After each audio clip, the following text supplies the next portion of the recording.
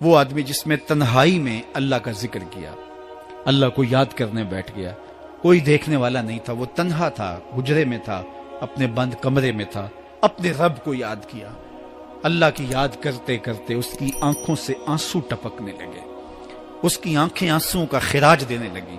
تو میرے اور آپ کے آقا و مولا نے فرمایا کہ یہ آنسو اتنے قیمتی ہیں، ان آنسوؤں کے بدلے میں قیامت کے دن اسے عرش الہی کا سایہ نصیب ہوگا، عرش الہی کا سایہ اسے نصیب ہوگا ان آنسوؤں کے بدلے میں۔ رومی علیہ رحمہ فرماتے ہیں جہاں پانی گرتا ہے وہاں سبزہ اگتا ہے، جہاں آنسو گرتے ہیں وہاں رحمت اترتی ہے۔ تو اس لیے جو اللہ کی یاد میں رونے کا لطف ہے اور اللہ کی یاد میں آنسو بہانے کا اجر اور صلہ رکھا گیا ہے، یہ گناہوں کو دھو ڈالتا ہے، یہ اندر کی صفائی اور ستھرائی کا سبب اور ذریعہ ہے۔ میرے اور آپ کے آقا و مولا نے فرمایا راتوں کی تنہائیوں میں اٹھ کے قرآن پڑھا کرو اور قرآن پڑھتے ہوئے رویا کرو۔ پھر فرمایا فَإِلَّمْ تَبْكُوا فَتَبَاكُوا، اگر رونا نہ آئے تو رونے کی کوشش کیا کرو۔ حضرت داتا گنج بخش علی حجویری سے ایک مرید نے کہا حضرت اگر رونے کی کوشش کریں پھر بھی رونا نہ آئے، فرمایا پھر اپنے مقدر پہ رویا کرو، تم اتنے سنگ دل ہو گئے ہو کہ تمہاری آنکھیں آنسوں کا خراج نہیں دیتی۔ جو رونا نہیں جانتا وہ اللہ کی رحمتوں کو اور اللہ کی کرم نوازیوں کو کیسے سمیٹ پائے گا؟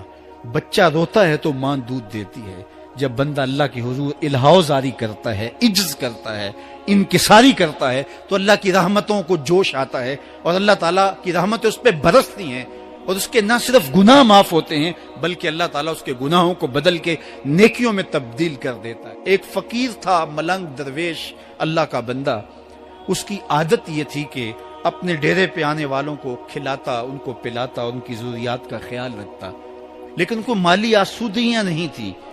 ہوتا یہ تھا کہ بعض اوقات لوگ آتے تو ادھار لے کر کے وہ لوگوں کو کھلا دیتا۔ خیر چونکہ فقیر کا مزاج یہ ہوتا ہے کہ لوگ آئیں اس کے ڈیرے سے کھائیں، بابا بلے شاہ نے بھی کہا تھا نا، اٹ کھڑک کے دکڑ بجے تتا ہووے چلا، آن فقیر کھا کھا جاون راضی ہووے بلا۔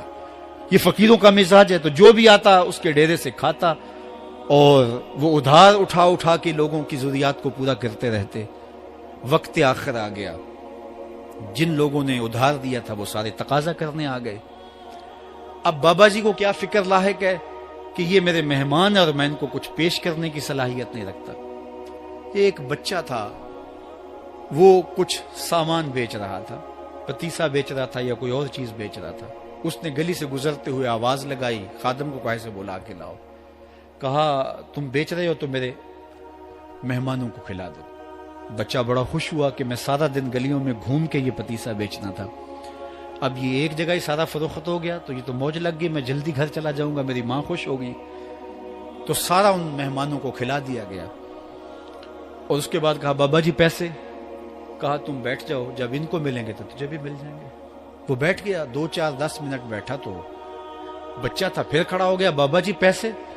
کہا جب ان کو ملیں گے تو تجھے بھی مل جائیں گے۔ پھر آدھا گھنٹہ گزرا تو پھر اس نے کہا بابا جی پیسے؟ میری ماں میرا انتظار کر رہی ہے، ہمارے گھر کا چولہا اسی سے جلتا ہے، میں یہ پیسے لے کر جاؤں گا اور میری ماں کوئی ہنڈیا خریدے گی اور ہم شام کا گھر کا کوئی سلسلہ کریں گے۔ کہا بیٹا جب ان کو ملے گا تو تجھے بھی مل جائے گا۔ بچے نے رونا شروع کر دیا، یتیم بچہ تھا، اس کا سارا آسرا یہی تھا، اس نے رونا شروع کر دیا۔ جب بچہ رویا اللہ کی رحمت کو جوش آیا۔ کوئی مرید نذرانہ لے کے ان بزرگوں کے پاس آ گیا اور اشرفیوں کی بھری ہوئی تھیلی پیش کی۔ وہ اتنے پیسے تھے کہ اس بچے کو بھی دیے، جتنے لوگ آئے تھے سب کا قرض چکایا، کہا جاؤ گھروں کو۔ تو سب نے کہا بابا جی ہم صبح سے بیٹھے ہوئے تھے تو یہ نذرانہ دینے والا صبح سے نہیں آیا، تو اب کیسے آ گیا؟ کہا صبح سے تمہارے اندر کوئی رونے والا نہیں تھا، ایک رونے والا آیا تو باقیوں کا بھی کام بن گیا۔ بعض اوقات کسی ایک شخص کی وجہ سے باقیوں کی خطائیں بھی معاف ہوتی ہیں۔ آج ہم اجتماعی طور پہ تا حد نظر اندر باہر اوپر نیچے اتنے لوگوں کے ہجوم میں اللہ کی بارگاہ سے یہ توقع رکھتے ہیں کہ مالک کتنے ہجوم میں کوئی ایک تو ہوگا جو تیرا لاڈلا ہوگا، کوئی ایک تو ہوگا جو تیرا بہت قریبی ہوگا، کوئی ایک تو ہوگا جس پہ تیری رحمتیں برسیں گی۔ تو مالک اس کے صدقے سے ہماری خطائیں بھی معاف کر دے، ہمارے گناہ بھی معاف کر دے۔ کوئی ایک رونے والی آنکھ مل گئی، تو باقیوں کا بھی کام بن جائے گا۔ اٹھ فریدا ستیا تے میلا ویکھن جا، وت کوئی بخشیا مل جاوے تے تو ہی بخشیا جا۔ میرے مالک ہم سب کی خطائیں معاف کر دے، ہم سب سے درگزر فرما، اور ہم سب کے باطن کو ستھرائیاں دے دے، ہمارے اندر کو پاکیزگیاں دے دے۔ بہت وقت میں نے اور آپ نے صاحب گزار لیا، تیزی کے ساتھ زندگی بیت رہی ہے۔ میں اگر اپنے آپ کو دیکھوں تو میری زندگی کتنی بہاریں کاٹ چکی ہے۔ اگر آپ اپنے آپ کو دیکھیں، کوئی 60 سال، کوئی 20 سال، کوئی 25 سال، زندگی تیزی کے ساتھ گزر رہی ہے۔ بندہ جب سوچتا ہے کہ میں 40 سال کا ہو گیا ہوں تو آگے میری زندگی کے اگر 30 سال بھی ہیں تو 30 سال تو کافی ہیں، لیکن وہ پیچھے اگر پلٹ کے دیکھے تو 40 سال یوں گزر گئے جس طرح چٹکی بجائی جاتی ہے۔ جب چٹکی بجانے کے وقت میں 40 سال گزر گئے محسوس ہوتے ہیں، تو جو باقی 30 سال اگر ہوئے بھی، وہ تو گمان ہے میرا، وہ تو گمان ہے آپ کا، ہمیں تو ایک سانس کا بھی نہیں پتا۔ پوچھا گیا زندگی اور موت کے بارے میں کیا خیال ہے؟ کہا فجر پڑی ہے، پتہ نہیں ظہر پڑھ سکیں گے یا کہ نہیں۔ کہا اتنی لمبی امیدیں لگائے بیٹھے ہو، کہا ظہر پڑی ہے، پتہ نہیں عصر پڑھنے کا موقع نصیب ہوتا ہے کہ نہیں۔ کہا یہ بھی طول عمل ہے۔ ایک بولا عصر پڑی ہے، پتہ نہیں مغرب پڑھ سکیں گے یا کہ نہیں۔ کسی نے کہا ایک رکعت پڑی ہے، پتہ نہیں دوسری رکعت بھی پڑھنا نصیب ہوتی ہے یا نہیں۔ کہا یہ سب تمہارے منہوں کی باتیں ہیں، میں تو کہتا ہوں ایک طرف سلام پھیرا ہے، پتہ نہیں دوسری طرف سلام بھی پھیر سکیں گے یا کہ نہیں۔ کیا موت اتنی قریب نہیں ہے؟ ہم نے اپنی آنکھوں کے سامنے لوگوں کو جدا ہوتے یوں نہیں دیکھا ہے؟ ہم کہتے ہیں اس کی خبر سنا رہے ہو موت کی، یہ تو میں نے ابھی سبزی والی دکان پہ دیکھا تھا۔ لیکن جب موت آتی ہے تو ایک لمحے کا تقدم اور تاخر نہیں ہوتا۔